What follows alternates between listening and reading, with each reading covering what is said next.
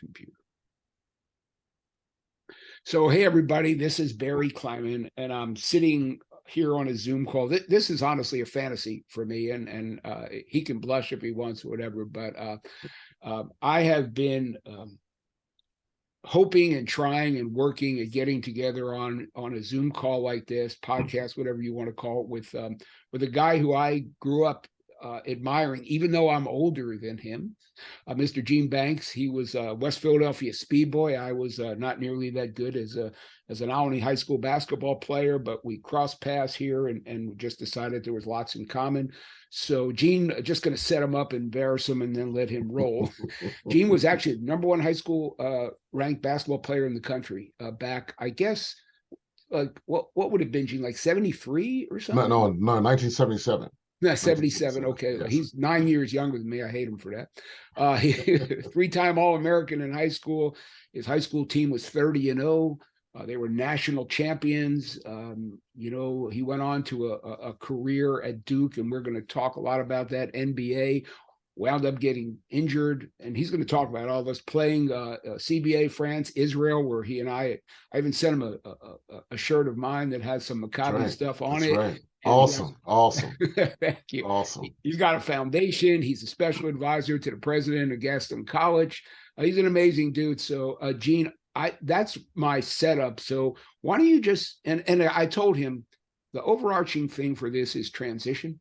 Mm-hmm. I mean, because we're all in transition in our lives, whether you're as old as I am, younger, but still, aging as Gene is. He just complained about gaining weight. He thinks it looks great, but I just want to talk about transition. So would you just take me through whatever you want to talk to about your life and your transitions from that guy who was the #1 high school ranked basketball player in the country to whatever today is? What's today? December 2nd in 2022. So take me through your transition. I'm going to shut up. Well, let me just first give honor to the Creator and to God Jehovah for my transition to everything. I mean, it's the thing when it came to my career and my life was really pretty much destiny by Him. I know a lot of guys get on there and they give the God praise and so forth and so on, but in real truth, He laid it out for me, and life wasn't, as they say, it was no crystal stair. But, it's really interesting. My dad was a player, Eugene Sr. He played a lot on the sand lot. So he played against guys like Wilt Chamberlain and Earl Monroe and those guys on the sand lots down on Diamond Street and South Philly and West Philly. There's all kind of places that were just amazing all over Philadelphia that you can play. I mean, you can even talk about Broad and South with the YMCA, where my high school coach, Joe Goldenberg, played, and he was an exceptional player. Conshohocken, places up in Conshohocken. It's just, basketball was so amazing then. But when I was younger, I really didn't like basketball. Really? I really didn't. My dad played a lot, and when he played, he would take me with him, and I would sit in the car, and I'd be in there playing like I'm Mario Andretti and all that kind of stuff. And once he got done playing with the guys, he would call me over, and I would go out on the court, and he would trip me up and give me a wedgie, and he made it fun. He made it fun, and it wasn't like he was trying to show me how to shoot. None of that. We just kidded around, played one-on-one. He joked around, he tripped me over, knocked me down, all that stuff. And he made it fun. Then he started taking me with him when he started playing with the old heads. And at one time, he put me on his team and just carried me along, with these old heads. And, he carried me, and a couple other guys carried me. And I played against guys like Frank Card, Fred Stokes, just to name guys, Walt Hazard, who at that time, Andre McCarter, these guys. I'm a little guy out there, lost in the sauce, just on the team. So by me doing that, helped me get stronger and bigger, and learn the game. Because the old heads, they had all kind of tricks. They would lock your arms under, they'll push you. And the thing was, what I learned early was, if you lost, your team lost, you had to sit on the side, and there were already 3 other teams in line to play the next game. Yep. So you had to really play hard. and play good in order to stay on that court. And that's the one thing that the old heads taught me a whole lot of making sure you had to play hard, you had to play strong, you had to win. And I think that's what I attribute that to my dad doing that for me, and the old heads teach me that more than anything else. Because we lived in starting out, we lived Mrs. 5306. The address was 5306 in Bartram Village. I don't know if Whoa. people know about Bartram Village. It was basically considered like a project area. Sure. And they had a basketball court out there where you saw guys playing. John Chaney out there playing, Bill Baggett, which was a younger guy too, but Ollie Johnson. These guys were out there balling. Man, Uh, you're just like evoking memory after memory. You it's know, it's crazy. woof, man. Go And we ahead. lived there for a while. And then my mom and dad, they kind of split up, and my mom moved. We moved to South Philly. Lived in South Philly down at 24th and Ringo Street, around Tasker, that whole area. And my grandfather was living down at the time, and I went to Landreth Elementary School, Oh and yeah. that's the same place Andre Carter went to, and so forth. And we started playing basketball in the neighborhood. Getting your little neighborhood team. Absolutely. And at that time, which was really interesting, a guy named Bill Barry started a league called the Bill Barry League, and he had it in there. And our little group in our area had our little team, and they had different colors for your team with his logo on the front. And we started playing at Landreth. Unbeknownst that I found out in this recent years was during the time at that age, fifth and sixth grade. Someone that lived about 2 blocks away from me that was in Philadelphia at the time, who was one of the greatest coaches in Florida State history? Leonard Hamilton. Whoa. Leonard Hamilton was living about 2 or 3 blocks away from my grandfather in South Philly. I never ran into him, didn't know he was there. And that's a story in itself, which I found in a podcast. Leonard Hamilton was in South Philly at that area, and he was working at Briars and some other places. Oh But yeah. he was always at these games and the Sunny Hill games and all that. So I learned some stuff coming through that. But anyway, I more or less played in that league. We won a couple games, and I started getting better and better. And then eventually, my mother reconnected. We basically got remarried to Walt Williams. And Walt Williams was a window washer, so to speak, downtown where the clothespin is, those two big buildings. He was working for a guy named Saperstein, and Saperstein retired, gave my dad my stepfather a contract, and that's when, with that nice contract, we moved from South Philly to a beautiful house at 5306 Spruce Street in West Philly. That's how we wound up in West Philly, because he Wow. got a nice raise, and it was. And here's the funniest thing: moving on up. We're moving on up, moving on up. Now here's something ironic. You would think I'm making this up, but the Sherman Hemsley was my stepdad's first cousin. And we used to see him come in and coming in and out of the house from time to time. They used to go down in South Philly, and they call them bars in the north. They call them bars. Yep. In the south, they call them juke joints, but and these guys would Yes. go. Yes. Yes. Yeah, these guys would go sing. Guys like the Delphonics were just starting up. They didn't have names. All these guys could sing all over these bars in South Philly. And Sherman Hemsley and my uncle Clarence and Uncle Earl, they all sang together. So I was able to not know who Sherman Hemsley was. He was my uncle, so to speak. But it was just a normal everyday situation, and that was amazing in itself. There's so much history. I mean, again, we're two Philly guys, and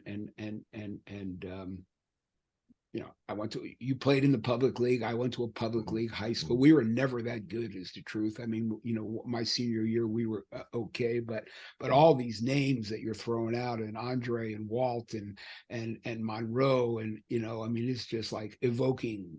Yeah, people don't realize the public league.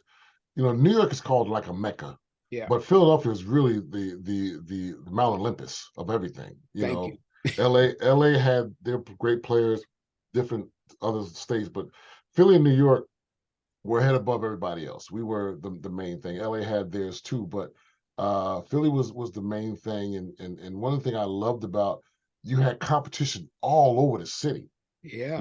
and not just in the inner city, but the suburbs. There have been some great players that came out of the suburbs, Oh, and you go Bill McGarity. He was a great player that played up in the. I played in the suburban league as well at some time, but And you had kids, and here's a great story. Fran McCaffrey. Yep. Fran McCaffrey is the coach of the Iowa. Yep. And Fran came down into the inner cities. His mom and dad brought him down. They were welcome. They were part of the family. And Fran came down there against all these black players, and he held his own. He was considered to me like Pete Maravich. His ball handling skills were I amazing. remember. Yep. Yeah. His ball handling skills were amazing.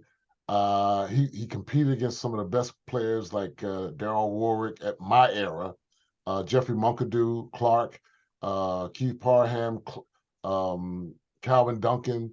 There were so many great players, and Fran was down there, was holding his own. He was awesome. He was tricky, and out of the 2 games I've lost in my whole career, his high school beat us. My second year, we played an exhibition game at their high school, and they put him on a point. He did the 4 corners and controlled the game. He was amazing. Where did he go to high school, G? He went to LaSalle High School. Oh, LaSalle. Okay, sure. Went to LaSalle High School. Amazing player. Then they put us on all-star teams. And the most amazing thing I've ever seen him do, besides the way he played, was the fact that he threw an alley-oop to me behind his back.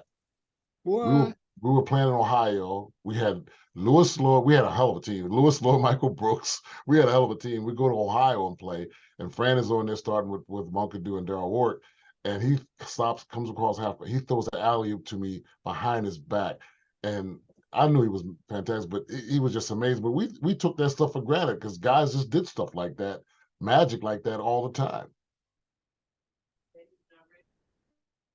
Hang on one sec, Gene. Hang on just one sec, real quick.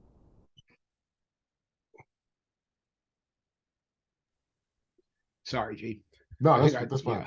Yeah. I mean, you're throwing out names here, and my memory has gone back. You had all the guys, those games. I'm trying to remember the name of Narberth Playground. They had games out there. You had guys like I mean, Coach O'Hanlon was a hell of a player, and out in that suburb, and Chris Ford's quite a bit older than you, but I remember Chris Ford. Chris Ford. But still, I used to work at a camp with a guy named Larry Cannon who also played in the league. He was, you remember him? I had intimate relations with Larry when he worked with the Sunny Hill League and did a little coaching with me and so forth. We would in the neighborhood call him the baddest white man we've ever seen. He was he was nasty and beautiful, and the way he played. And we talked this very day. I've been so blessed to come through that era to experience that. Larry Cannon. I mean, geez. I mean, right. just I mean, amazing. yeah. He was so nice to me. I was a young kid at this camp, and he used to call me little brother. He took me under his wing and taught me this and whatever. But again, I wasn't that good. But these names and again, people don't quite get the history of this era. And you got guys like Mo Howard, and I mean just Wally Jones and Mo Howard was the one people don't give credit for. He was one of the first guys out of the city that went to the ACC. Yep. He was Maryland, right? Yep, he went to Maryland. Here is a guy going to University of Maryland. None of us, most of these guys, like Earl Monroe, had to go to Winston-Salem, right? Salem State, and some of these guys, but and then Wilt went to Kansas. But it's amazing that Mo Howard, as we watched him and saw him, you couldn't feel nothing but a lot of pride to see Mo Howard go to Maryland, and the way he played and the way he represented us so well. I mean, you had that as something to look at, Yeah. No, I mean, just really the stories are amazing. And again, I said this before I hit record button. You and I could probably have this conversation for about 10 hours and for sure and get dinner in between. But let's in the spirit of transition and Mo, I'll use this as a segue. Because and I didn't know this honestly until I did some homework just the other day, or research, whatever you want to call it, and we talked about this before. I did not realize. So obviously you went on, I think, where's that school that says on your shirt? Oh, Duke. You went on to play there, and oh my goodness. And I was talking to somebody the other day, and I didn't remember this, but he reminded me that I guess you guys lost to Kentucky. Was that your first or second year? First year, freshman year. First year, First and year. that's when Jake Givens went off, right? Mhm. He had, I think he was number 42, if my memory serves me well. He may not have been; it doesn't matter. But you were one of the first 6 African American players to get recruited at Duke, and opened up obviously some sort of, I don't know what to call it, but you said there's a story behind that, and I'd love you to share that story if you would. Yeah, the story behind it. The first guy was CB Claiborne. CB Claiborne was from Danville, Virginia, and he was one of those guys that got recruited at Duke. And I think Vic Bubas was a coach at the time, and at that time the racial situation down there was very, very tight and strong, and it was what it was at that time. But CB Claiborne was the first. And then after him, there were some other players I can remember to name. There was a guy named George Moses that played there. He was an older guy. And then Kenny Young was another guy that played there, just to name a few. Then you got to give credit to Harold Morrison, who was one who was very instrumental in me coming to Duke as well, who was on the team that we went to the championship with. And he was more like my mentor. He was one of the main reasons why I went, because he was a black guy that was on that team when I watched him play. I really didn't watch Duke play. I didn't know. We're from the North. We were watching Palestra and Villanova, the Big Five. So I knew nothing about Duke. We saw whatever we saw as far as the South was concerned. You saw NC State when David Thompson was doing what he was doing. That gave us some illustration with that. And TV wasn't like it was, but he got on national TV. They had the big win against Bill Walton in UCLA. So I really didn't know much about the South, or didn't have any influence with the South at all. And Duke was never anything that I even thought about. And when it came even to me to even think about Duke, it was really divine intervention. I mean, honestly, me going to Duke was God's will. God put that out there on me, because I was the number one player in the country. Um, the teams that I picked 6 teams. Coach G said we got to sit down and figure out where you're going to go visit. So I picked NC State because of David Thompson. So I'm on TV. Carolina was on TV. That was number 2. Michigan was on TV. Notre Dame was on TV. UCLA was on TV. So those 5, I was really influenced by watching big time basketball on ABC and NBC of those big teams. And that's when I decided to pick. Now, Villanova, no, let's go back. Penn had me. Penn had me like, because I had the pressure of staying home. And I would have gone because it would have been a great thing staying at home, the Big Five, playing at the Palestra, and then also my mentor that was my teammate at West Philadelphia High School, Tim Smith, was there and doing exceptionally well there. So Penn had me. The problem changed me from not going to Penn was the Ivy League had not changed their ruling of allowing freshmen to play varsity.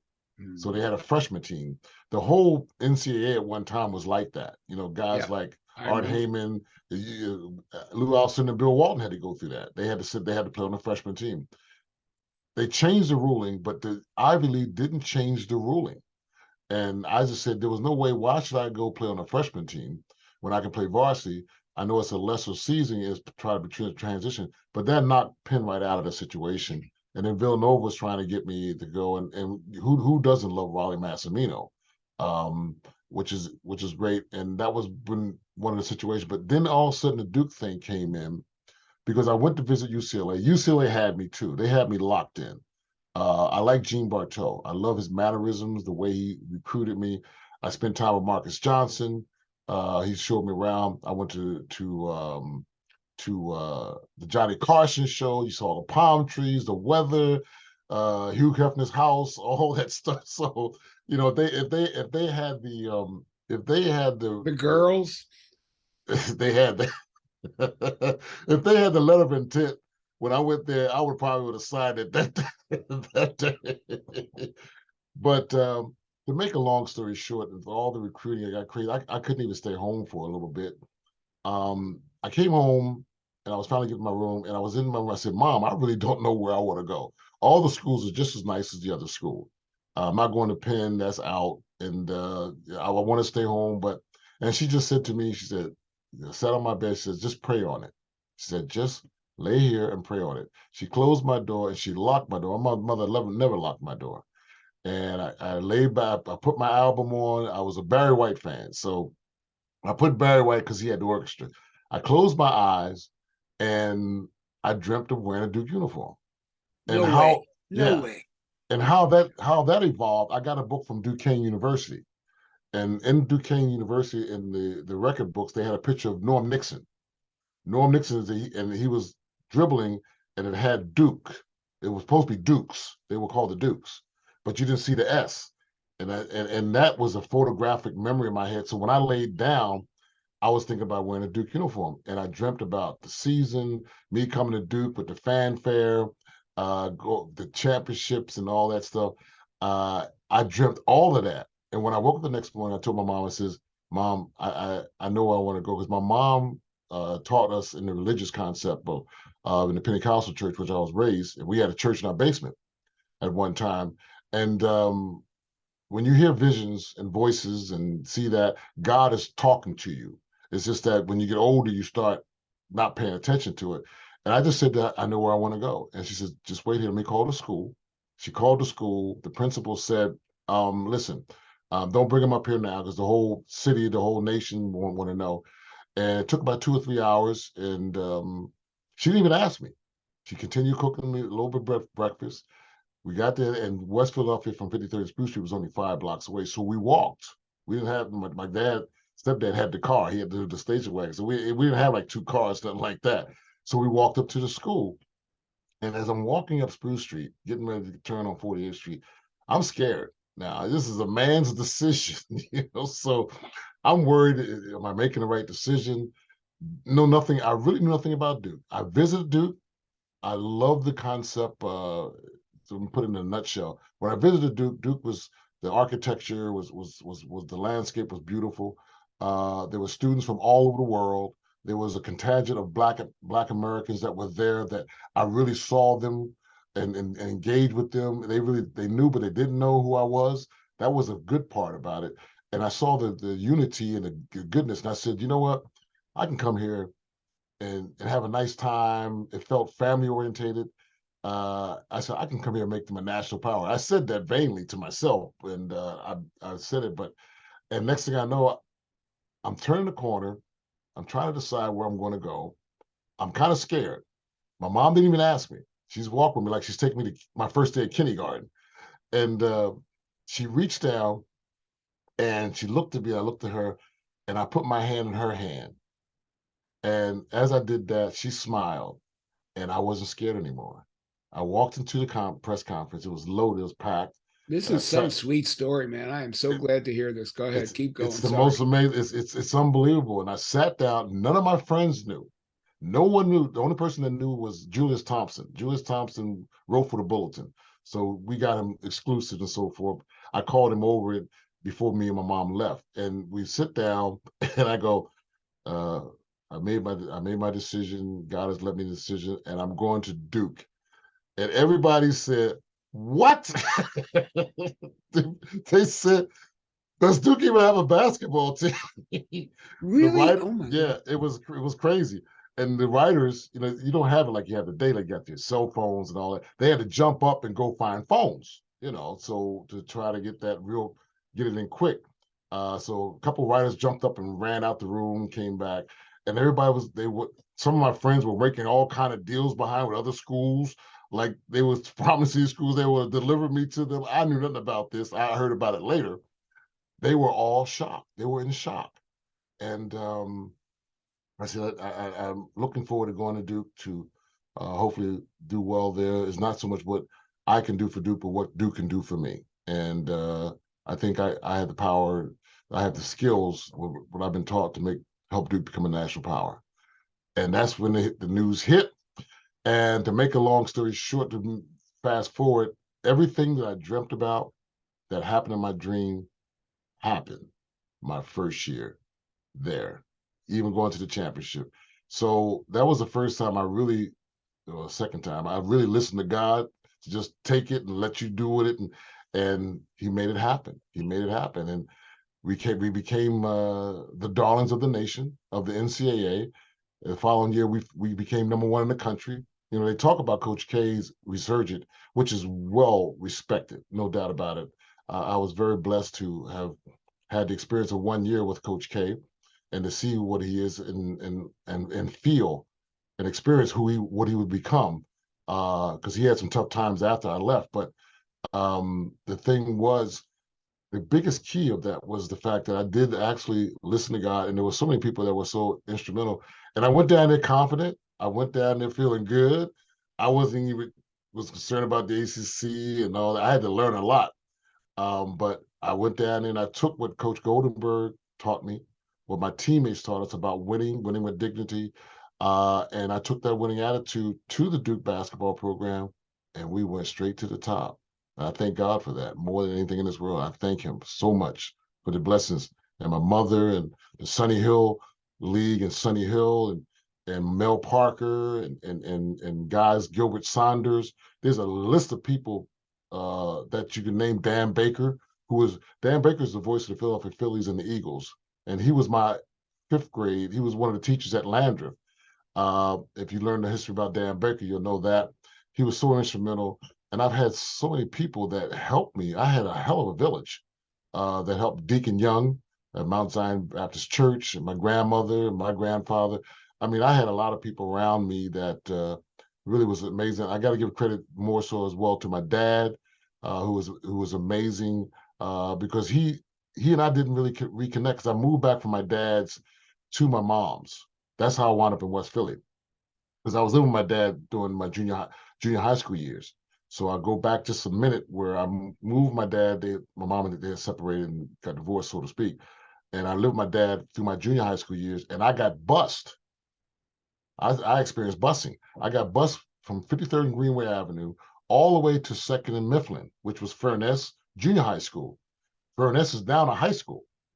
But I got bused and I got my experience of dealing. They had some program at that time, so they try to mix getting students, black students and white students get together. But I had no say on that. I just went with it, and that was one of the greatest experiences of my life. But we got bused driving 35, 40 minutes every day up and back to Furness Junior High School. Yep, yep. So people don't even know that story. I got bused all the way from West Philly to South Philly to Furness Junior High School. And at that time, in junior high school, there was another player at Vere called Clarence Agee Tillman, who already had a big following in junior high school. So, and that will come back to talking about West Philly, how he and I were connected and became one of the greatest duels in high school basketball. Oh, God, absolutely. I mean, yeah, like I said, this kind of. I think we need to make a movie, but There have been discussions about that. I mean, again, I said earlier on, my son's a filmmaker. I mean, there's a amazing story here. It's unreal. It's unreal. It really is, and all the divine interventions, yeah, I mean, it's just remarkable. So, your first year, except for Jack Givens gone off. You had a chance to win an NCAA title, that first year. I think you I'm just All-American, twice? You got to remember, Duke, before I got there, was like in last place for like 3 or 4 years in a row. They had a great player of the year before I got there named Tate Armstrong.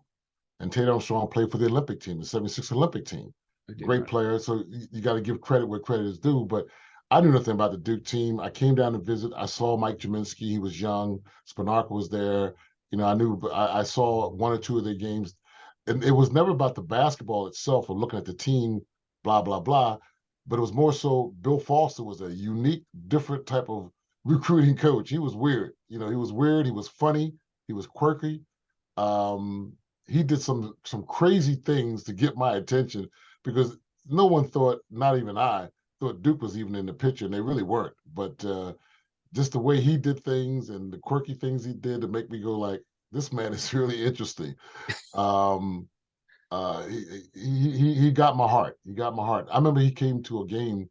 We played in the Barbarian League, which is the renovations of we go to Narberth League. The Yep. Narberth League grew into and when I was playing for a team called Mrs. Paul's, you know, the maker Mrs. Paul's, and all these coaches were at this game. It was a summer league game, and Rick Pitino, all these coaches. Outdoors, Gene? No, it was indoors. They had it Okay. inside.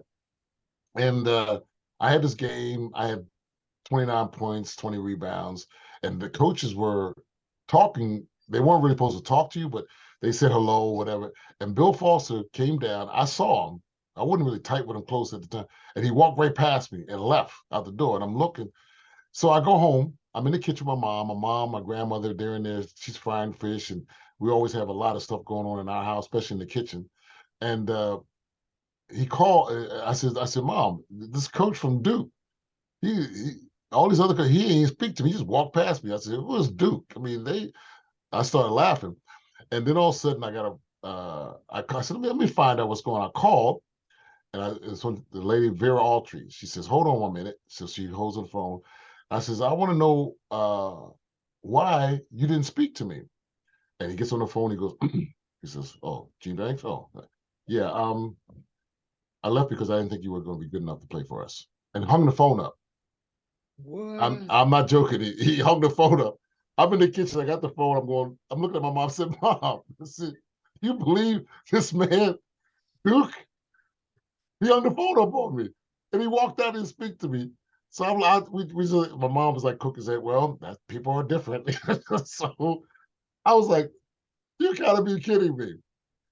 Bob Winslow calls back. He's assistant coach. He's hysterical. He's scared. He goes, "No, listen, you gotta understand something. You gotta understand something. Coach Foster is don't take that serious. He's whimsical. He's comedic. Blah blah blah blah, and this that and the other thing."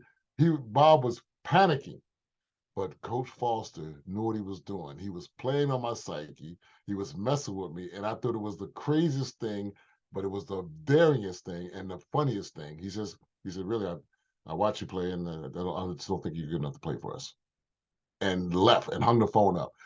We laugh about it afterwards because he made that chant, but that made me even like him even more. Yeah, right. He got your attention, right? Yeah, yeah. He definitely got your attention. So I mean, again, your records. I'll probably, when we're done this, I will probably put a bunch of AC scoring title in '81, and all-time Duke ranking, scoring, rebounding, and of course, subsequent to you being there, Duke's had a couple decent teams and a couple decent players come through there, one or two.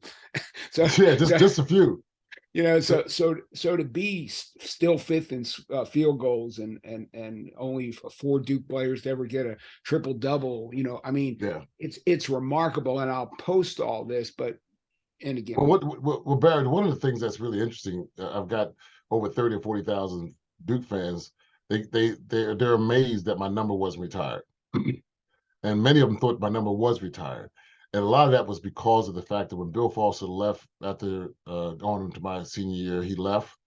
He retired Mike Jaminski's before he left, and probably if he stayed, he would have retired mine. But apparently, Tom Butters was the athletic director at the time, and him and Bill had fights all the time. They just had major arguments about this and that little things.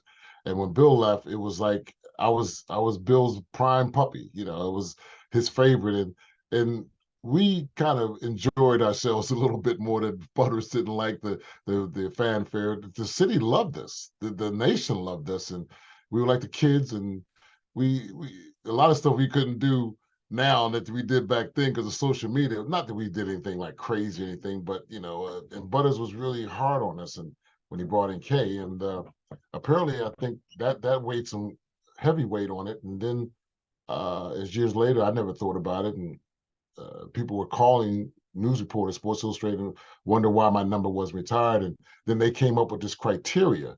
You had to be a National Player of the Year. You had to do this and that. And that I knew what that was all about. They didn't do that until they got the pressure why my number wasn't retired, and it still isn't. But it's becoming a big issue right now because all the guys, David Henderson, Johnny Dawkins, Tommy Amaker, even the 76ers president. That's what them went to Duke. One of my brothers there, but they just said you were the pioneer. If it wasn't for you coming, I would have never even came to Duke. We saw you on television. We saw you doing what you want to do.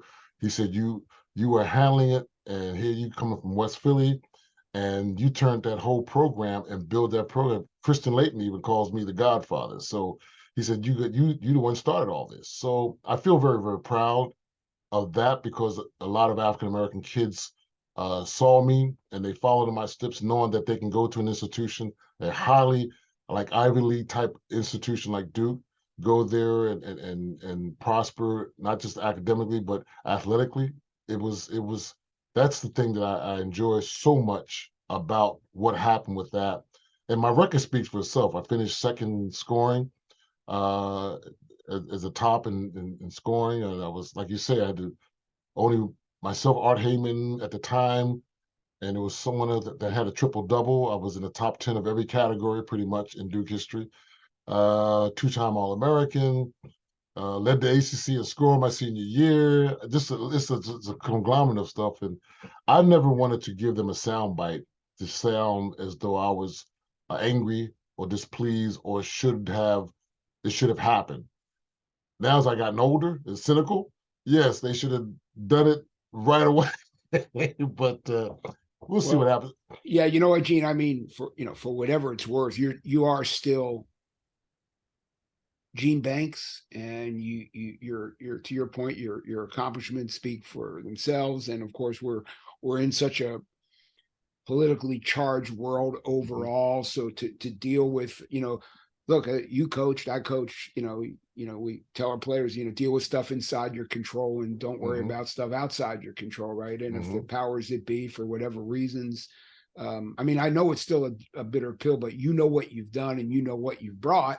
So, no one could ever take that from you, right? And whatever happens with the rest of it, of course, happens because it as it relates to, again, this overarching head of this conversation, transitions, right? You took all those accolades and all those accomplishments, and you went on to have a really, fabulous NBA career. Spurs, Bulls. Mhm. But here's the thing with that, because Yeah, tell me, because there, there, yeah, go there ahead, was please. there was a situation after not my freshman year, my sophomore year, that I could have Herb Budor, he wasn't my agent because we weren't allowed to, but we were connected, uh, and let me know that there was teams that were interested. I could have left early for the pros. That was Um, one of my questions. Go ahead. yeah, I could have left early, and it happened twice. It happened during that time, but we didn't. It wasn't a lot of fanfare about it. It became more fanfare when Bill left, and they were wondering if I was going to stay once they hired Mike Krzyzewski, because I didn't know anything about the process. I wasn't even involved in the process. They didn't even talk to me or Kenny Denard, who was coming back. And I played with it. I liked the attention that keep them in keep them in doubt that if I was going to stay or not. But listen, I enjoyed college.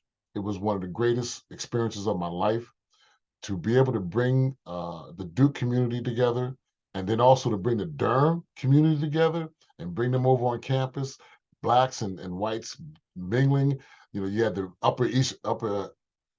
the elites that pay a lot of money to go to Duke. It costs a lot of money to go to Duke, and to be able to bring the community in there, and because I had a little power to do that and show that we all can get together and get along and have a good time. That's the thing I mostly take pride in when I As went you to Duke, should. and I'm so glad about that part of it. And that's the thing that's really that you missed the underlining. I came to make them a national power, and it happened. The following year we were number one in the country. We were number one in the country twice. They talk about Coach K, and listen, everything that Coach K has done, he deserves because he went through crap. He went through a hard time. He went through it. He had the not so Arn Dukes that were trying to get rid of him when he was going through his trials, but he stood by his principles. He stood strong. He stood gritty. He stood hard. That's one thing I love about him. And the thing I love about him, he's a family man. I watched him. He always had the kids, Debbie and all of them around, and Mickey. That was an amazing thing to be able to see a coach. And Bill was like that as well. But to have the latter part, see Coach K with his family, and he's fighting and he's digging and he's working hard. That's the thing I admire most about him, the way he loved his family and how he raised his family and tried to navigate between Kenny and myself because we were elite players considering where he came from, West Point. And he's admitted that. He said, I didn't know how to really coach elite players.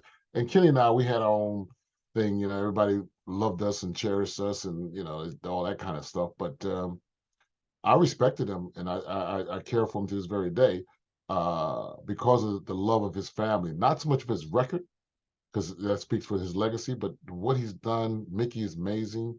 Debbie is amazing. The kids are all amazing, the grandkids.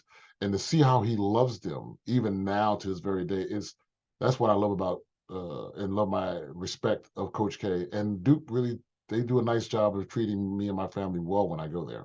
I was going to say, people who know, and I don't mean to minimize the jersey retirement, but here's what I know about myself personally. I have obviously behind me one of your high school jerseys, which I Yes. have very proud being a Philly guy, and but now that I didn't realize your Duke jersey wasn't retired, so I have to grab one of those now before it gets retired, and then it's going to cost me a lot more money. So the price will go up then. So I got to get while the getting's good here, Yeah, West Philly retired my number, which was great, and that's another story in itself. It was my brother that really pushed the issue of getting it done. They just didn't do anything at first. I was with the Spurs before they even thought about doing it. So, and my brother pushed the envelope on that, and that's a story behind itself, how he got that done. As So, I am certain, I mean, look, there are with a guy like yourself and the accomplishments, we all have these stories, right? And I'm sure those sorts of things with you and your career, and again, politics being what they are, it just that's kind of a whole other thing. So, I always try to operate inside my circle of control and for sure, let the rest fall where it may. Just as a quick transition question, because you brought this up, so you stayed for 4 years I stayed and you before could you. have gone. So just a word for anybody who's in that kind of um, period in their life and career. Good college player, you're an excellent college player, obviously. What about today? So if a young man came to you and said, Gene, I heard your story and you stayed 4 years and you could have left, what would you tell a guy like me? And I know there's not one answer, but I feel like I'm talking to somebody who's well qualified to at least have a discussion about it. So do you mind giving me No, a the discussion is very easy. The game has changed. The rules have changed. Everything has completely changed. Even now, in this millennium, in the last 2 or 3 years, you got now the players can use their own likeness and get paid for it. We weren't allowed to do that back then. It's a total different concept. The one and dones have taken the last decade or more has been something really major. Players coming into a college and after that they're gone because the market's so high and the NBA has opened up the floodgates to allow them to come in like they did. They try to put rules and stipulations after 2 years and this that, but now it's just you can come in and a la Kyrie, a la Banchero, a la Zion. They can come in and spend a year and they go into pros because the difficult part about that is the money is just so high, so great. The prospect of you going in, getting $1 million minimum starts out, but they go in and getting 20 or $30 million before they even get on the court with endorsements and all kind of things. So it would be very, very difficult for telling a young kid that has come from a modest and even low poverty income lifestyle, brought up where they were raised by just their mother and their fathers have been in their lives, and their mothers have been really being the father and the mother and making sure they go to all the AAU practices. It would be tough to tell a kid, nah, you need to stay in school to gain the maturity, to gain all those things. And that'd be great. If they stay in school, you're going to get those life skills.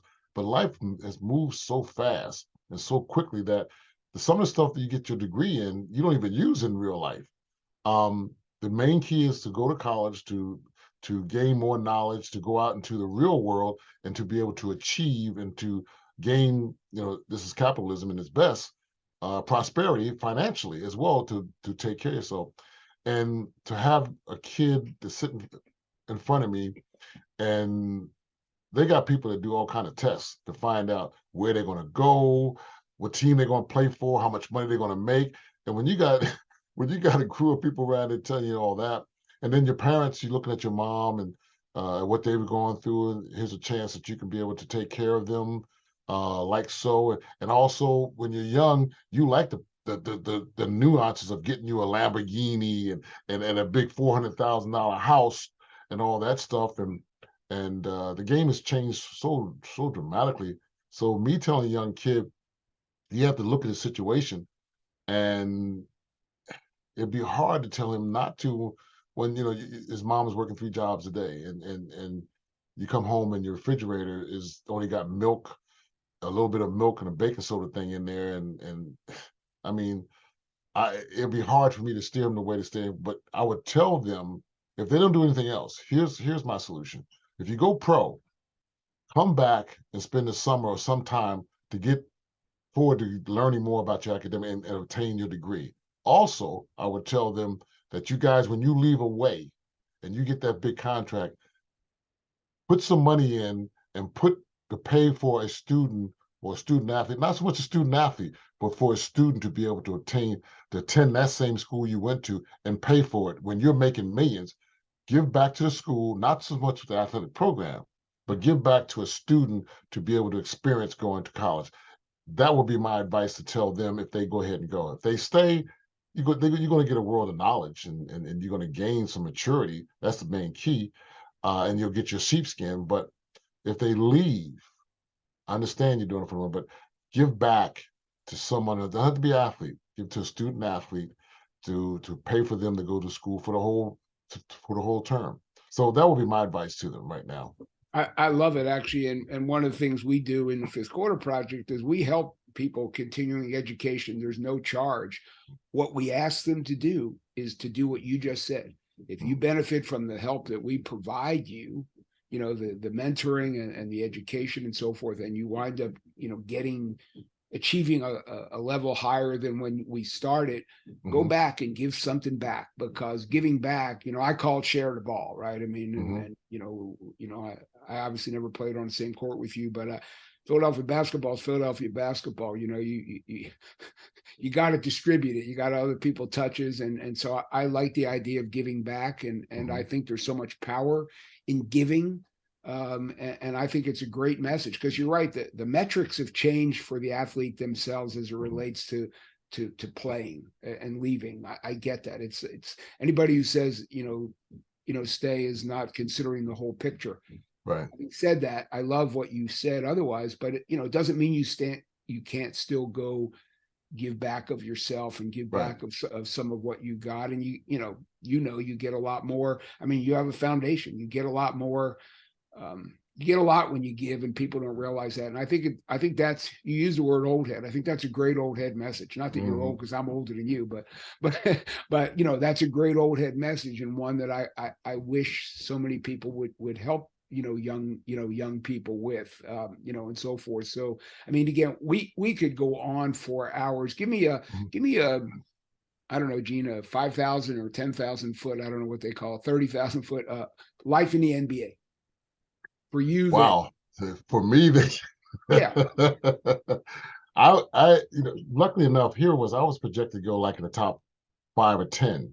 I broke my wrist. We were playing against North Carolina A&T in the NIT, Coach K's first year, my senior year, winding down, and it was the first game in the NIT. I went up to try to block a shot. Mike Tissot took a charge and cut my legs while I was in the air, and I reached down and I snapped my navicular bone in half.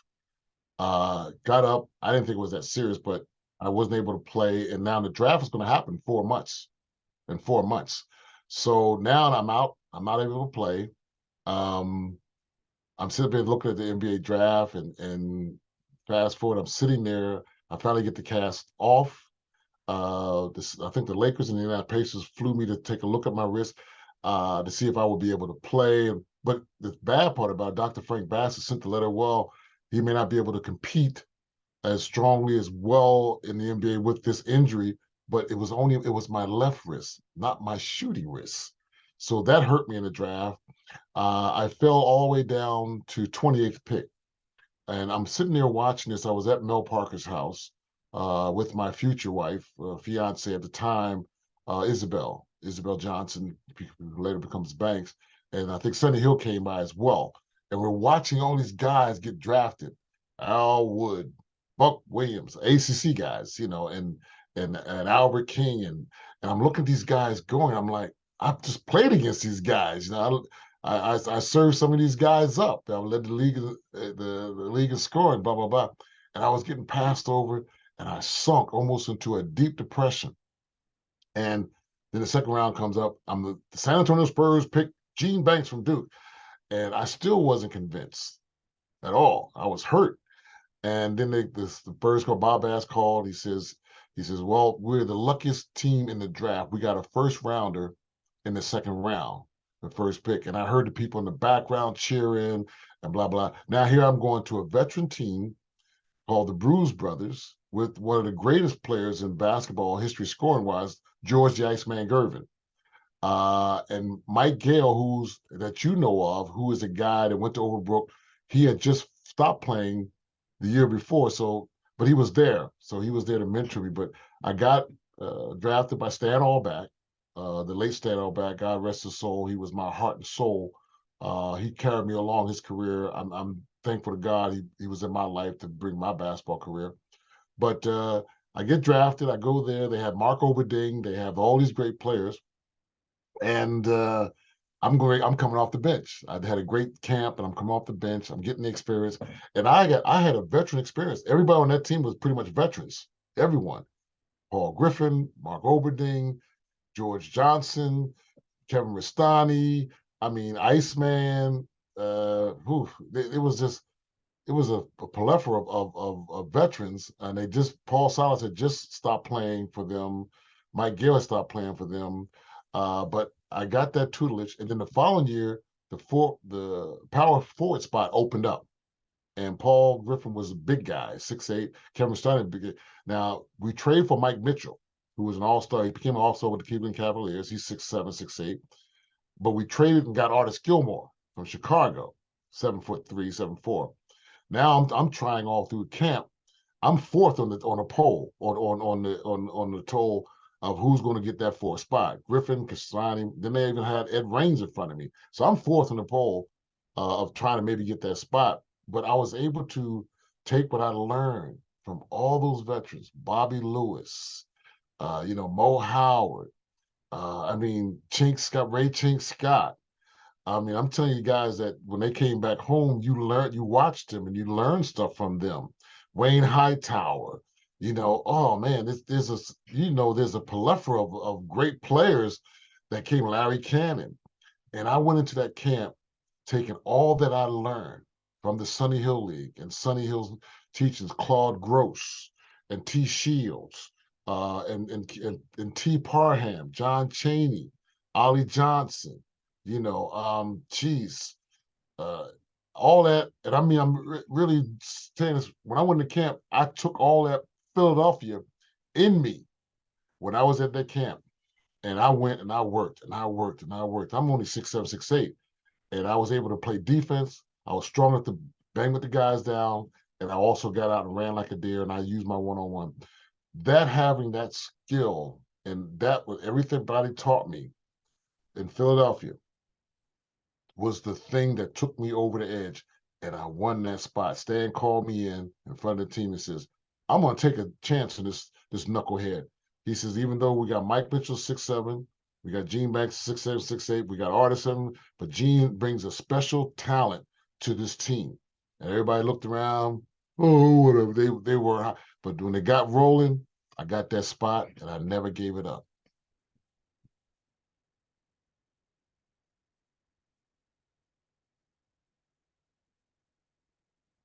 Barry, oh, yeah. All right. I kept putting you on mute, so in case there was any background noise, we wouldn't beat up this great commentary. I'm just loving every minute of it. So I mean, yeah, it goes back, of course, to what you said. Some of goes all the way back to your dad dragging you out on the court, right? And all the lessons that you morphed and coagulated and put into this, to win that spot. And of course, I mean, what a great story. What was the highlight of your Spurs? I mean, beside getting that spot, which is definitely a highlight. Well, I tell you, we always played great against the Lakers. And when you look at the history, you look at the history of the NFL. Remember the Buffalo Bills? Yeah, of How the course. Buffalo Bills went to the world, went to the championship for like 3 or 4 times in a row. You look at that San Antonio team. Out of the top teams during that era, from 81 to 84, 83, we were in the Western Conference Finals back to back against the Lakers. Okay, we were one of the exciting teams. We had the great George Iceman Gervin. He was leading the league in his sleep. And we also had Johnny Moore, who led the ACC. I mean, I'm talking about the ACC, the NBA in assist. He was an assist leader. Also that year, we had Artis Gilmore, who led the NBA in field goal. Mike Mitchell becomes an all-star. He was an Right. all-star with Cleveland. So, and that team was amazing. And I played my role. I played hard defense. I averaged 15.9 points on that team. And my biggest game highlight was I scored 44 points against the Lakers. I broke down and cried after the game. I mean, I was in a zone that was unbelievable. And I remember Iceman, Stan Albeck called the time. Ice had maybe 10 points.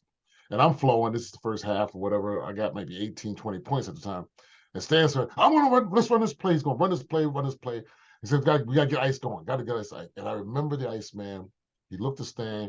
He put his hand on the chalkboard. He said, no. And Ice has a cool way of saying things. He said, nah, Stan, forget that. He said, don't run no play for me. You run that play for that young buck right there.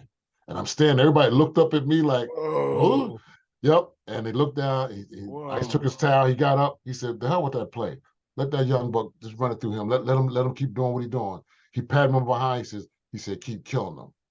Good And on him, man. Right? I mean, oh, seriously, that's greatness right there.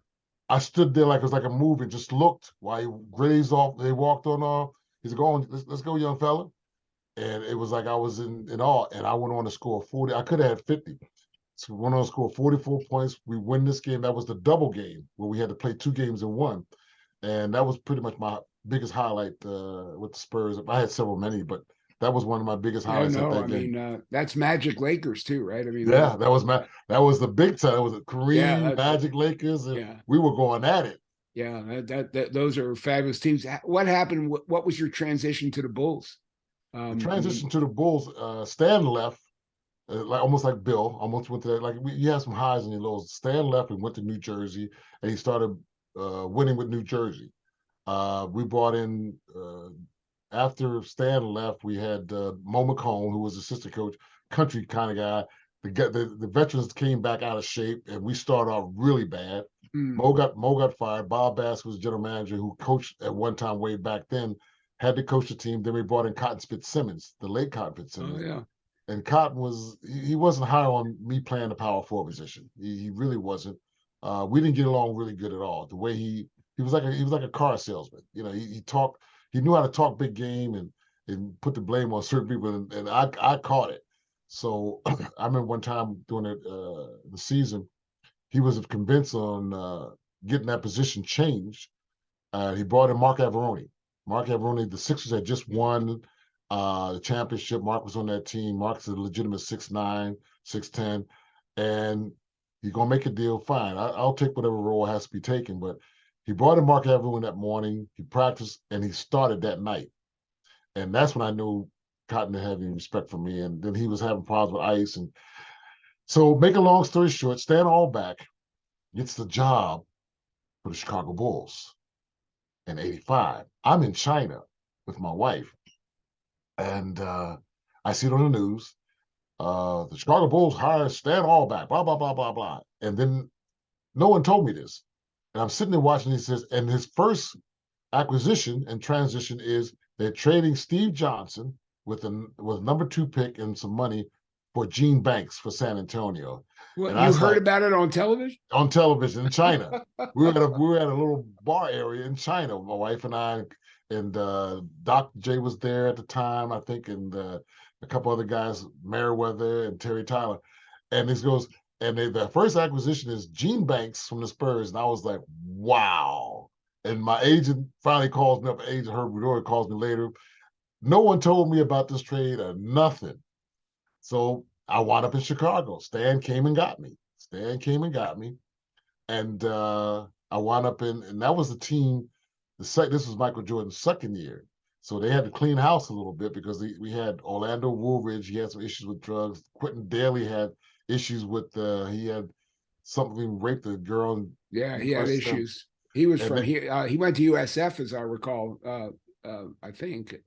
Anyway, it doesn't yeah, matter. yeah, Yeah. hell of a player. Hell, a Yes. little could score, but they were boycotting outside it, and so they got rid of these guys. You know, they got rid of them. They got David Greenwood was gone, and then Jerry Krause, went bold. He went and drafted Charles Oakley from Virginia Union, HBCU school, Wow. and I love Charles when he came in. So now we're putting all this stuff together. Orlando's still kind of there.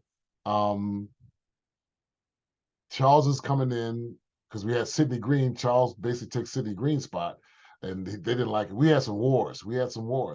Make a long story short, when the smoke finally cleared, um, Michael broke his foot in game 2, broke his foot early. So he was out. He was out for the season. Orlando's doing whatever, and he got in a little bit of trouble. They got rid of Quentin Daly. So we had a ragtag bunch of guys. And I remember Jerry Krause telling us, we got to get somebody to replace Mike. And they went and got George Iceman Gervin. They brought Iceman from San Antonio to Chicago to fill that role. And then Jerry Krause sat down with me and Ice and talked about, well, I'm looking at John Paxson. What do you think about John Paxson? We played with John Paxson in San Antonio, and we gave him high credentials, and we talked. We said, I'm gonna take you guys' word on that. So it was really Ice not pushing, wasn't pushing, but we told him about getting John Paxson. They bring John Paxson in. So now you got John Paxson starting. Michael's down now. So we got to get another player. So we got Ice starting. Oakley's at the power forward. We got Big Dave Corzine, played at DePaul, the lumberjack, and I fill in the role as that spot. And we carried on. We made the playoffs. We were 32-52, I think it was. But it was week league. It was rough, but we made the playoffs. And Michael came back the last game against Cleveland, the Cavaliers, and he was on a time limit.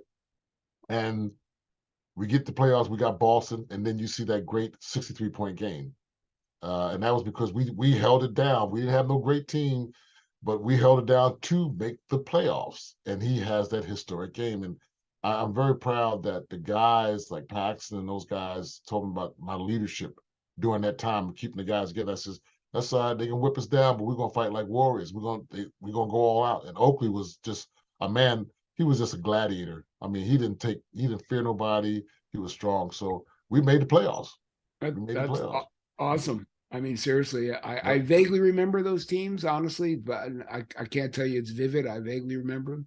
But and then you got hurt. You tore your Achilles? Yeah, I came back, and every year I come back and play in the Sunny Hill Baker League, the All-Star game. And most of those guys that are refereeing in the All-Star game are NBA referees. So I left my vacation in Jamaica to come back to make my commitment, played them every year. The Bulls always were telling us to be able to, you need to play and stay in shape and play in this. And Jerry's always talking about that constantly. You got to play. So I come back and I play in this game, and it might have been the shoes, I don't know, but I ruptured my Achilles during this game. I thought I pulled a muscle of my, what's your name? I went back with walking, limping through the airport. I didn't think it was that serious, but I ruptured my Achilles. Come to find out that Sunny Hill closed the league because when I got back here and the doctor told me, no, Gene, this is serious. I said, what is it? He says, you ruptured your Achilles. I didn't necessarily know what that meant. He says, that means you're going to be out for the whole year.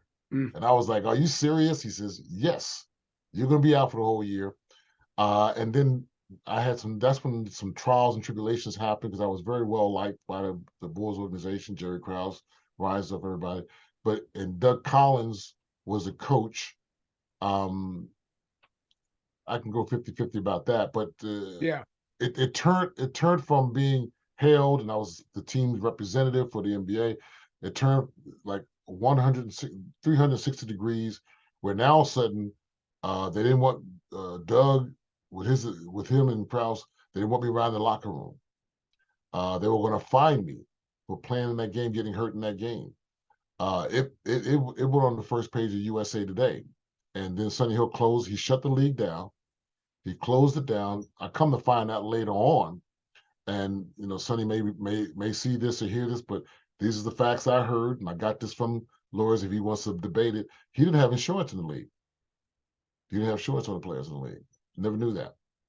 So whether he wants to debate it about, I saw the facts on it, but we won't go there. I love Yeah, Sonny. right. I mean, it's water over the bridge, right? Yep, I love Sonny and whatever it was and whatever the case may be. So I'm out for the whole year, and I'm almost being ostracized. That was a very, very difficult situation that people don't know how to deal with. I mean, when I got the letter that they were going to find me and this and that, I couldn't do this, and I was like, "Are you kidding me?" I didn't believe people fainted, but I fainted. So that was a big time in my life that I was at one of my lowest lows. So let me play on that if I can for a minute, not to play on lows, but again, we're talking about transitions. And of course, there's so many Yes. lessons, right, in coming off the mat, so to speak, right, when you're down. How'd you deal with it? Like, what was how long did you lay down? Because it's not easy. We're all human, right? I mean, Yeah, and here's the thing. I was also at that time before the injury. My wife and I were amicably thinking about getting divorced. oh boy. Yep, and I mean we were great friends. Listen, we all do stupid things, and there's no sense being not the lie about certain things. There were the life in the NBA was crazy. You don't have to chase people. People chase you. You have to be smart.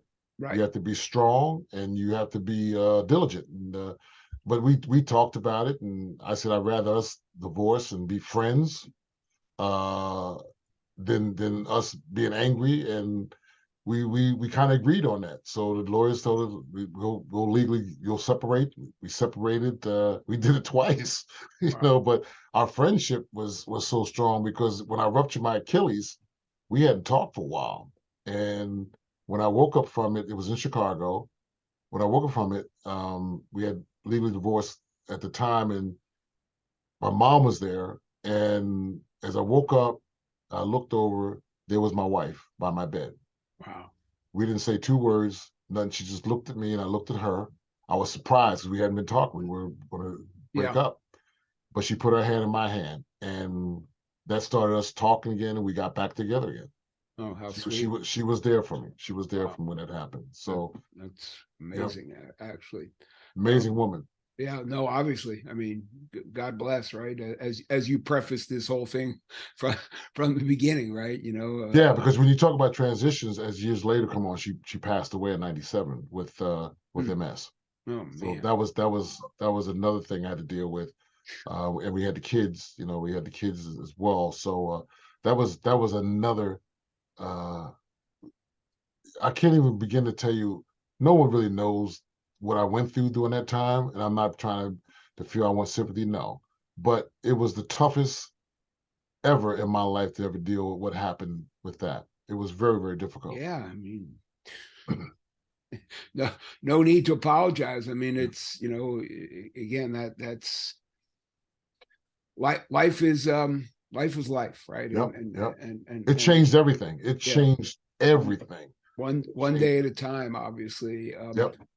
When did you I mean, again, that's a whole other story, and I'm not going Oh, to for sure, for sure. drag it out of you, honestly. When did you come to grips, I guess is a way to say it, with the fact that NBA was not going to happen anymore, injury, so forth and so on, and you decided but you wanted to keep playing. You played against CBA, Israel, France, Italy, and Yeah, well, I mean, the thing was, the only reason why I went to this, I would never want to go to CBA. right, I wasn't trying to go there. right, You got maybe $500 a week or something. They put you up, but Herb, we talked about it. He convinced me this is where you can get in, get called back up. I was coming back from the Achilles, ruptured Achilles. I know I played a year in Italy with Artis Gilmore. They put a nice package. We played for Remo Bologna, and I was still not completely healed. And after that year, I decided to try to come back in the league. So they convinced me to go to La Crosse, Wisconsin, to play for the Catbirds. And I wasn't going because I had the family. I mean, me and my wife, we got back together again, and we were trying to get things going and so forth. And here it is. I'm out of work. I gotta pay some bills, man, and I gotta make a decision to go to La Crosse, Wisconsin, getting maybe $500 a week, if that much. But there was one of the greatest experiences I ever experienced with the team that we had and coached by the late, awesome, great Flip Saunders. Oh Um, yeah. Loved him, man. And we had a team. Our starting lineup was Tony. Wow. We had the midgets. I call them the midgets. Andre Turner, who played at Memphis, and Tony, who played at Tennessee. Two little guys. They like midgets. And we had Billy Martin from Georgetown, Leo Routens from Syracuse, Bill Riley, Richie Johnson. We had Lancaster Gordon. We had Riles from Tulsa, Vince Hamilton that went to Clemson, Carlos.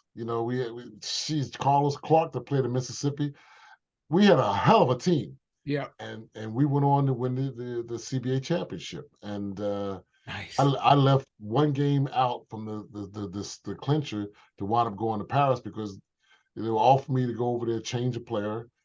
And here's the story in itself. The player I was going to go change in Montpellier, France, was Tony Costner Oh, from Overbrook.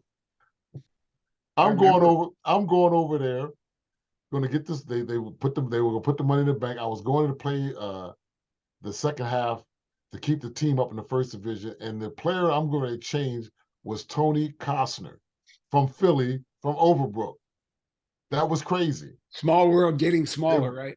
You know. oh my God. His wife she didn't play. She cussed him out the whole 9 yards, but they were cool with me, and I wound up playing there and made some good money and to take care of bills and the family. And I was signed to play another year, but they owed me some money. They do all that kind of stuff before I Yeah, left. I've heard It's a little crazy. bit about that, but so But Israel, but but but but France. but the thing was, I Yes, tried sir. to get back in the league. I tried to get back in the league right after France. The Hornets were starting up. Oh, Yep, and I made I trained. I went to the training camp, and then I made there's three process. I had to go to this camp and I did another camp, and then they took you out to California huh. and play in the summer league. And I played out there. My biggest problem I had with them was the fact that my contract, you had to sign some type of contract. Carl Shears was the general manager at the time, and I didn't have a guaranteed contract. They had some kid named Jay Edwards from Indiana that all these guys, Kelly Dupuka, all these guys had contract. But I played on that team and I led them in scoring and rebounding. But that's how the CBA thing came. Carl Shear was telling me, well, why don't you go on and play in the CBA? We don't think your calf is strong enough. It's back, blah blah blah blah, and that way we'll look at you and bring you back up. That's the reason why I went to the CBA because I got released from the Hornets from the summer league because that was just the transitional thing I had to try to do. Gotcha, gotcha. So of all the countries, Israel, France, Italy, Peru, Greece, Argentina. I mean, first of all, I'm a food person, so there's a lot of good food in those countries, Yes, from all I can tell. But which of the experiences, I Israel, mean, Israel, Israel was the greatest experience. tell me I, why. France was beautiful. Bologna, Bologna, Italy. Italy it rained a lot. It was cloudy and rain, but Okay. Israel was beautiful because I went to Israel and you saw the soldiers with the guns around, Oh and yeah, you it's like, crazy. but when you get there, you feel comfortable. You realize that it's a way of life, but it's not as bad as it looks. It's the same as them being cops. And you got to realize too, there in Philadelphia, you had crimes that are happening daily, shootings and so forth, like 5 or 6 a day. They have 1 or 2 altercations a year, and they clamp it down. I got there, I played for a team called Maccabi Rishon. Yep. And the player that played with me in France was the late Andre Spencer, who just passed away. He was like a Mm. Michael Jordan type of player. And we were surprised. No one told him or me that we were being back together again. You see what God does? He does amazing things. And Maccabi came from the second division. They came up. They put us together. We had the great Mickey Berkovich, who played for Maccabi Tel Aviv. So we had him on the team. He was older, but we had a mixed bag of different guys. Max Blank. We had a guy named Max Blank who Yep. went to George Washington High School, George Washington College, University, jump out the gym. But we had a Duke type Cinderella year. We beat Maccabi and Yao Liao, which was unexpected because Maccabi was like the Yankees. You know, they were Yep. head above every other team, and we happened to we started rolling, and we started rolling, and we just started rolling, and we just started winning. And then when we beat them, oh, it was crazy. We had a Cinderella year, but I love the food. I love the people that I engaged in. The fans were just amazing. You know, the Maccabi Rishon fans were, you know, it was something to behold. I am still blessed from the relationships of people that I have over there. And I, if there was a place, you know, I know they have some racial situations going here and there, all kind of stuff, politics, whatever. But my experience in Israel was awesome, and to be able to bring my mom over there and to visit because she was a Sunday school teacher, and to take her to the Cap of Renown and to Tiberia and all see all these places, Jerusalem.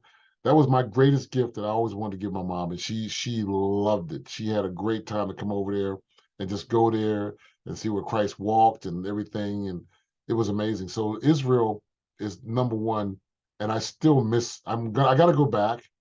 I miss it. I, period. Isaac from Maccabi Rishon brought me back for one of the Final Four, and they honored me as one of the best forwards that ever played for Maccabi Rishon Oh, no way. Cool. in Israel. Yes, it was amazing to go back. I stayed with Perry at his house and got to see all my old teammates. And they have my heart. Besides all the other stuff that's happening now and whatever, I love my time in Israel. It was just like being back at Duke. It was fantastic. All the fans, Maccabi Tel Aviv fans, Ramat Gan, Apol Halom, I mean, the Galil, Molikat Suin, all these people I can name off. Uh, Monty Daniels, I mean, Levon Mercer that played for Maccabi Tel Aviv. Their competition was amazing. It really was strong.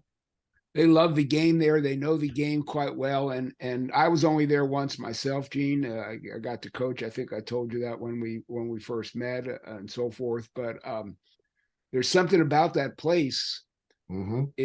I can't really describe it. It's surreal in some ways, right? When you walk through, like your mom walked through Christ Walk, where you know we're standing up on top of Masada, where the Romans kicked the Jews' ass way back, who knows Yep. how long ago, you know, Yep. and you know, you're standing up there looking out over the Judean desert, I guess it is, and you're thinking, man, this is yeah, it's a very special place. The people are warm and lovely, and they do love their basketball, Mm-hmm. and they can cook. Oh yes, oh yes. Oh, I mean, my experience. We had our basketball operations, Eli Melech and Hedva. They took care. And they live right across the street from me, and they were so dedicated to the team that Eli Melech did his part, and Hedva made sure that it was a beautiful community, and the food. God Almighty! I mean, jeez, the cooking on the grill and experiencing just so many great people, the Suberi family and uh, Soshi and all. There's so many people that I got to be say thankful for my experience being there in Israel, and they're deeply embedded in my heart.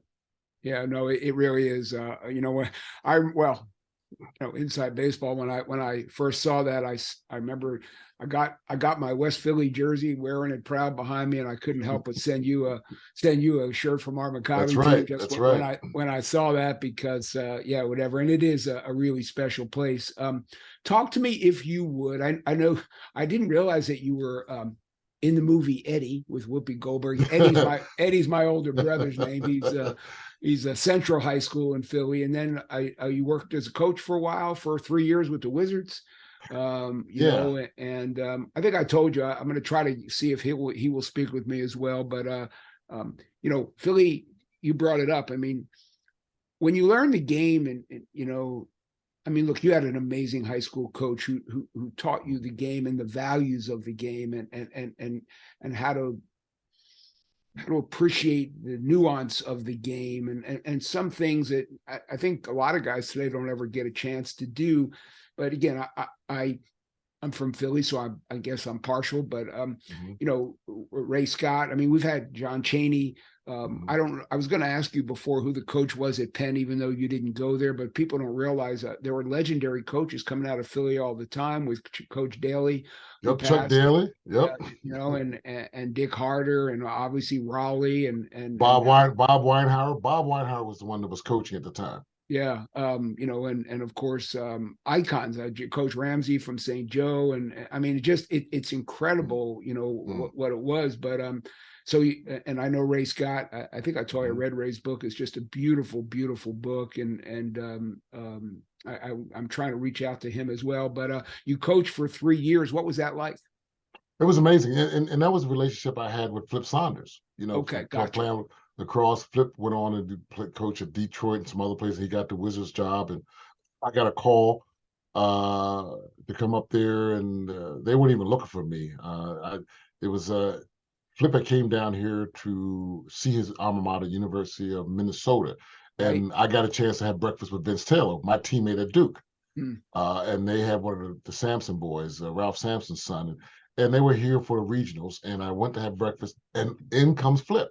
I hadn't seen Flip in 20 something years because he went to University of Minnesota, and he comes in, he sits down, he's laughing, we hug, we hadn't seen each other, we cracking jokes and so forth. So Flip is getting ready to get a job, another job with the NBA team. So before he left, he says, I said, Flip, when you get one of those other jobs, I was just jokingly, hand hardly joking, you need to come and see me to get to maybe coach your big men. I'm telling you, he stopped, he turned around, looked at me, and turned around and walked off. A week or two later goes, Vince Taylor calls me up. He said, listen, his son Ryan, who we were coaching together there, who's an amazing guy, like a brother to me as well, said that they were talking and they were thinking about maybe getting you to come up and audition for a job. So I said, great. So he called me to come up there. I went up there. It was the only time they were training free agents for the draft, before the draft. So I do the job. I'm there with the other guys, Sam Cassell's and Randy Whitman and all these other guys. And I do it. I'm being Gene Banks. Boom. I leave. Nothing. Okay. Flip calls me back, said, come up this week. Come up another week. Do the same type of thing. Boom, boom, boom. Hang out. Do that. Boom. They didn't give me no promise, nothing. Left. Third time I come up, we're doing it, training the guys, and they had this kid from Maryland, Gravis, whatever. He was a good player, so he hated Duke, but he was going through the drills really silly. He wasn't even showing his full potential, and I cussed him. I broke out the lines. I'm being me. I said, that was Duke, blah, blah, blah, blah. You're playing like shit, blah, excuse my French. You're playing like crap. And he looked at me. I looked at him. I said, show him what you really can do. And he goes, he's doing his thing.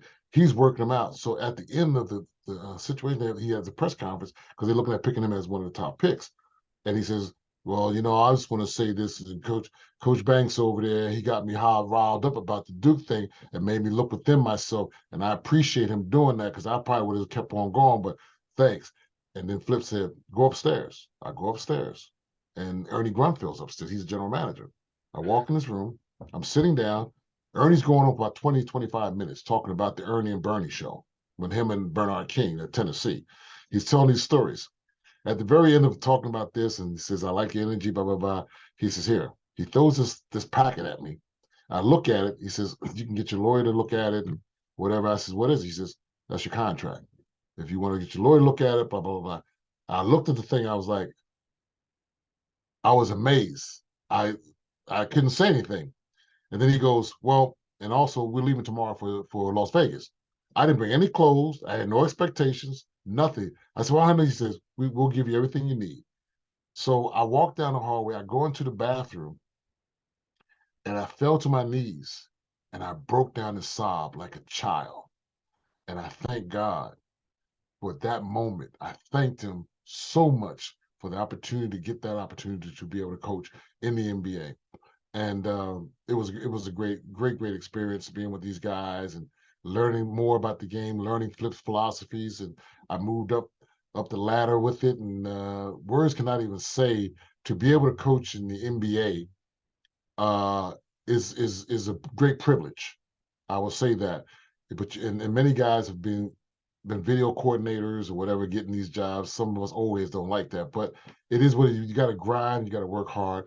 And I tell you, I'm thankful to Flip that he gave me that opportunity, the great opportunity to be around Sam Cassell's and Randy Whitman and Ryan with that Wizards team, and to be able to coach a John Wall and to coach the players, even JaVale McGee, who was playing kind of crazy at the time, but he developed into a two, Yeah, three he's time turned out to have quite a nice game.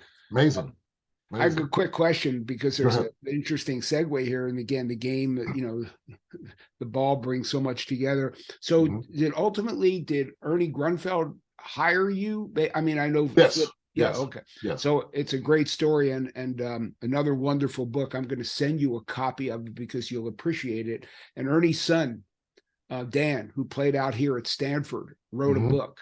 And it's a spectacular book, and you'll appreciate it. He had quite a transition in his own life. Hmm. Ernie's story is ridiculous. I don't know if you know Ernie's story. He didn't touch a ball till he was 14 Hmm. because he was a European, so coming, his mom's Holocaust survivor, blah blah Hmm. blah. But anyway, I've made some friends with Dan. But Dan's book is beautiful, and because there's a connection to Israel and food, I think you'll Yep. appreciate it even Yep. that much more. But why not still coach? Coach? Well, after I I mean, I left know from it's not that easy all the time, but anyway.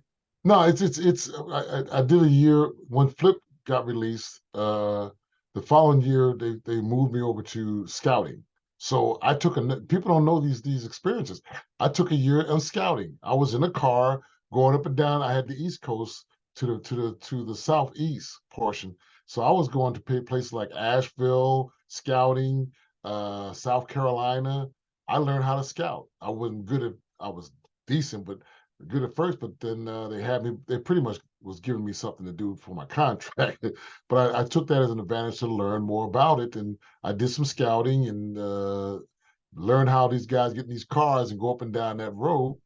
And after I left from there, I wound up doing some other things, and I was called to go to Bennett College, and Bennett College. Uh, no, been at college before. I'm sorry. That's another. I was an athletic director at another school once before too, at a women's college.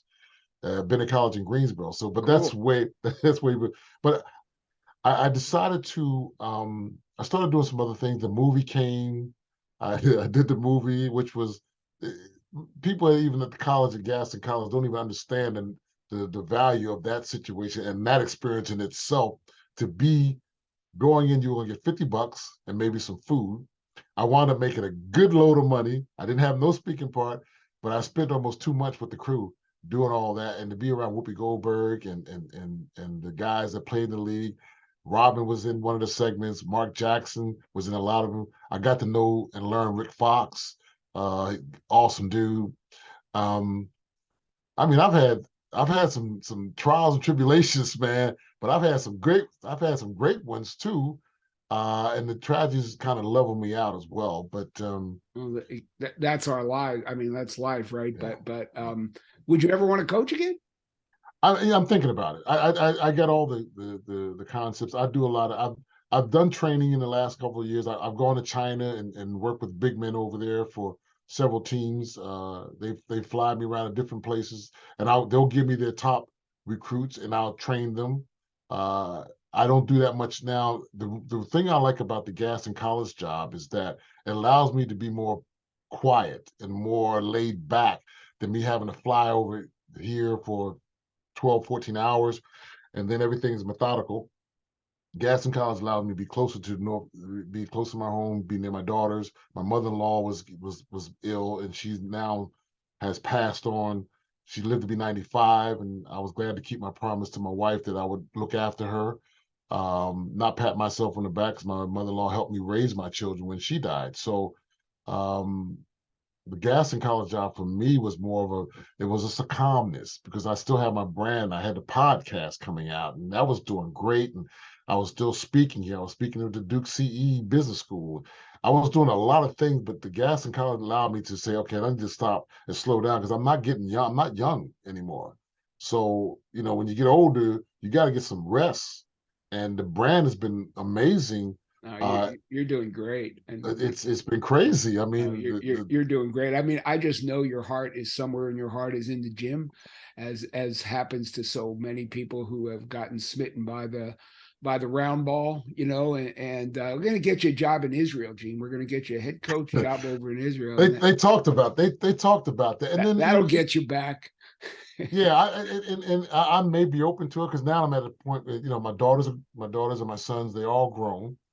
So they got I can't worry about them anymore. I'm still that daddy that loves them like they kids, but I know they're grown and that so forth. So it's about you need to live your own life. It was always whatever job I had, I would make sure I went and came back. There was so many trials, but as long as if I got a hug from my kids, no matter what that was the greatest strength and stress reliever that would always break anything that bothered me. I had a lot of trial tribulations, little things I had to straighten out, but that power when I came in and they walked towards me and I got a hug and I felt the energy, there was nothing stopped me. Nothing. Amen, my friend. I mean, I just spent Thanksgiving with my two kids and my grandkids, and that's power like you can't even quantify, right? I mean, Mm-hmm. Mm-hmm. that's incredible power. But no, you know what? Let me think. You're 9 years younger than I am. That makes you 63. There's Yep. still time. We'll get your whistle around your neck and get you back to one of Well, the Maccabi teams. listen, there's been there were some major colleges, like 4 or 5 of them through the last 10 years that wanted me to come get involved in, and I didn't put my people will put my name in a hat, and they asked what I do. I said, well, if it's a good situation, um, and I have the tutelage and the knowledge to do it. I've done it in several ways before, so It's a grind, I'm though. yeah, I'm open to it, but I'm older too now that they know I know how to navigate through all that if I Yeah, decide to do it. yeah. Um, it would be if it's a good right situation, it's good. You never say it's right, but if it's good for me to build up and help fix it, I could have taken the gas in college basketball program, but I didn't want to do it. I wanted to do administrative and to I be meant to ask you about that and so forth. So again, we could go on forever, and I'm sure we'll do this again. But before we yes. stop, um, so you started the Gene Banks Foundation, which Hmm. speaks to my heart in many ways. Obviously, it speaks to yours, and this ain't about me. Right. But tell me about it. Well, it's everything I learned from Philadelphia. It's everything from Bill Barry having programs in the city for kids. Sunny Hill more as a template more than anything else is the guys that worked in the Sunny Hill League. Sunny Hill being the head of the snake and the leader of bringing young men down. They teach them how to have dignity and respect. We had coaches like Claude Gross, T. Shields, Bob Verhoeven, Bob Black, Larry Cannon. Uh, Hildebrand Pelzer. I mean, you can go down a list of all these coaches that when you came down and played in that league, you had to come correct. You had to be respectful. You had to compete. But it was more. It wasn't about the basketball more than anything as us teach us to be good young men, strong for your community. And I just took all that same thing and carried it when I went to Greensboro, to Chicago, especially in San Antonio, is just giving back. And the sports, the basketballs, it's just a vehicle. It's just to give them something to teach them about team play and competitiveness, collective responsibility, and Yes. pride, and all those things. It's about the other parts when I get the coaches that were coaching to talk about their lives and have the kids talk about their lives and tell us what's happening in their household and their communities. Those are the things that what I do with the foundation, and I've had some great people supporting it. I mean, we've gone into the situation of going right into kids' homes and getting them fed, and it's not about just giving them food for that one day, but trying to teach them to be, it's that old saying: you don't want somebody to be what you call get a fish for a day, but Yeah, learn teach them. teach a man, give a man a fish, you feed him. Teach a man a fish, you feed him for life. I'm with you. I mean, And I did that, and we were able to get kids to go to camps, and I was working in Canada a lot every summer. and we able got kids in the inner city that they haven't even been out of the state. People supported it and got them their flights, helped them get their passports and stuff that they never seen or ever would have dreamed of doing.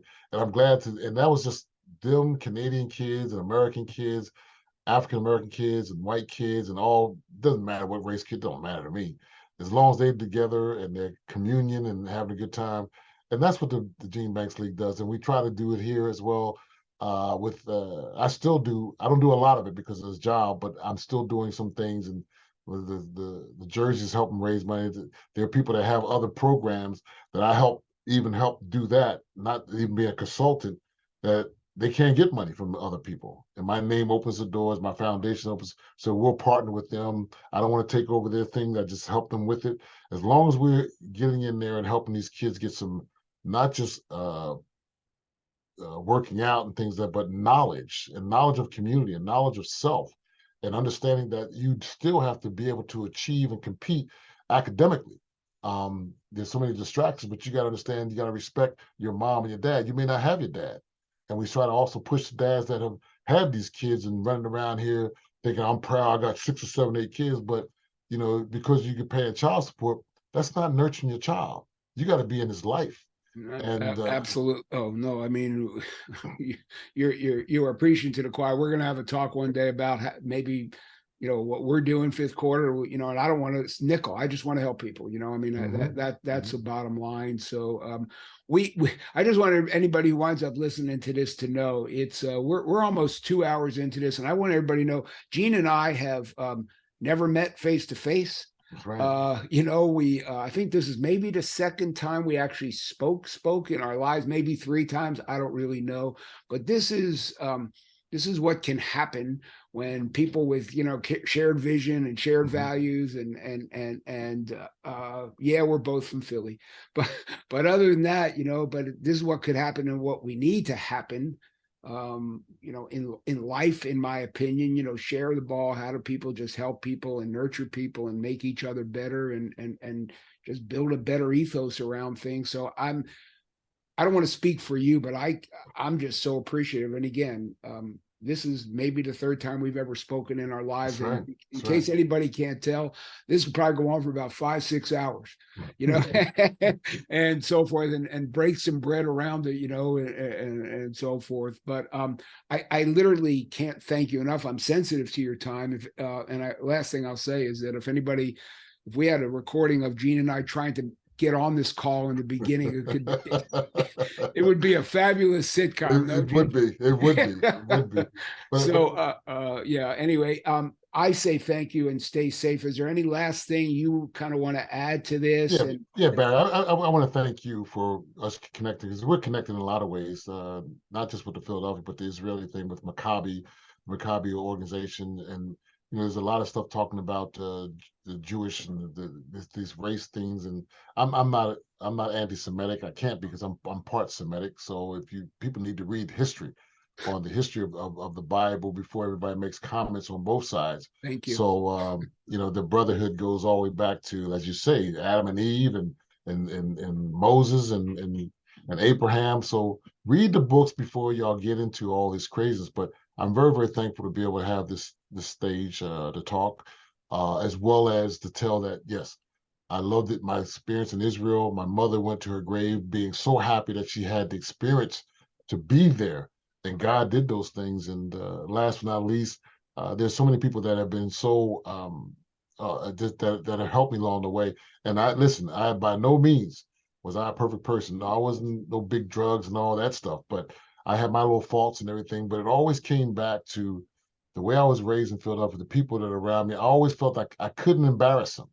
I always worried about, I didn't want to embarrass. I always wanted to go when I went away that I represented well. And people like you and my coach, Joe Goldenberg, Sonny Hill, my mom, my dad, people in the neighborhood, Ringo Street and Spruce Street, the West Philadelphia Speedboys, everything I did, and I'm not perfect. I made mistakes. Who is, man? and I got knocked down, but my kids always gave me the strength to get right back up. That's all. My little Gene, Benjamin. I got a Benjamin. Yeah, I got a Benjamin too. I I- I- heard, yeah. India, Bianca, Andy. I mean, I it's been a whirlwind, and the thing I always been is all about love. Yep. It was always about love, and I never had a situation where I didn't really face the racial things when I came to North Carolina. It was because I was the big news coming in That's for me coming down there, and I was able to bring that joy to the campus and to bringing blacks and whites together and have a better. I really didn't experience any racial things when I was during that time at Duke and so forth. I've been very blessed. God has really protected me when it came to that stuff. But I'm also racial conscious to the fact that I know who I am. I'm very proud to be who I am, to be born African American. as you should be, man. And I'm very proud. I vote now, not so much the voting thing is crazy. Oof, I have to vote because so many blacks and African Americans died for us to have the right to vote. no doubt. So but it's gotten so crazy and so ridiculous and so silly. But I have to still vote because of the sacrifice those people made. You Uh, yes, it, and you're Gene Banks, and you can model behavior for a lot of other people. And what you just said, people need to hear. Because sometimes they give up, but you're right. People have worked very hard to pave some of the roads that you get to walk on. I certainly know I oh, get to for walk sure, on. sure. And to forget that is hubris and Yep. arrogance, right? And And Barry, I love I'm an introvert and outrovert. I mean, I'm extrovert. I love people. I can enjoy it, but I also like even now. I'll come when I leave work. I close my door. I put on my pajama pants. I make my own popcorn. I got my movie, and I'm pretty much to myself. I've never remarried. I haven't remarried Yep. as well as I may have dated, but now I'm Yeah. so focused on doing other things that I haven't really gotten to anything serious. There are people that I really dearly love, family members as well, and then somebody maybe dear to my heart. I haven't made that step, but right now I apparently just want to just feel love because the world needs that. It really Yeah. does. No, I mean, again, if I could make a continuous loop, I'm not technologically savvy enough to do that because I couldn't even make this Zoom call work. But if I could make a continuous loop of what you just said, that Mm. last sentence, I mean that's it, Gene, and here you are, an ambassador to the game and an accomplished, obviously athlete, but now obviously human being. Forget perfect; it never existed for anybody, and be scared of the person who said they are, right, Mm. kind of a thing. But love is capable. We're all capable of it, and good on you. And again, I just I can't wait to figure out how to actually see you and give you a big ass hug. I don't know if I could reach all around, but we'll figure that out next. I promise you, we will see each other very soon. I would just so look forward to it, and yeah, I just can't thank you enough. And um, holler at me if I could help in any way. I'm going to reach out to you privately, and I want to hear more about the foundation, and maybe there's some ways where what we do could help. And I'm not looking to make money. I want to help people like you do. I have a certain skill set. I have a couple books that I've written that are career related. Maybe we could help some people who anyway, whatever. I go, I'm all for it. I'm all for yeah, it. No matter what race, creed, or color. gives a shit. Pardon That's my right. pardon I my mean, no, language. you hit on the head. No, I mean, It's come all on. about the rights. It's all Yeah. about good rights and taking care of people, women's rights, all the rights. Oh, share the ball, man. I mean, That's right. that's the bottom line. So, my friend, and I'm going to call you a friend. I hope it's okay with Yes, you. yes. No, you don't call me a friend. You call me a brother. Brother, I did. We already did that, and I Yep. thank you. Now I got chills from hearing that. I swear you Mhm. can't see them, but they're here. So, stay safe. Thank you so much for the time, and Thank you. I'm glad we didn't record the first part of this because we'd be a comedy we'd be a comedy act. Mutton Jeff revisited, but stay. If you remember the name Cecil B. DeMille, he would never have anybody doing any technical work for him. And some of the great movies he made back in the day. And last thing, speaking of movies, I'm watching Eddie tonight, and Yes, I'll seriously, I don't know it, but I'm gonna I'm pretty write good. you. I'm pretty good at it. I'm Yeah, pretty good at it. I'm gonna let you know. Okay, my school has no clue. They have no idea that I did the movie. That half the stuff they see the brochure, but they really don't. Well, But I love them just the same because of the fact that the people I've met, the no, administrators there have been amazing. we're going to keep putting it all out there, and we're going to keep grinding, and one foot in front of the other, Gene, one step at a time. We'll make those people know. God bless you, brother. Stay safe. Shalom, shalom. Shalom. Thank you. Bye-bye.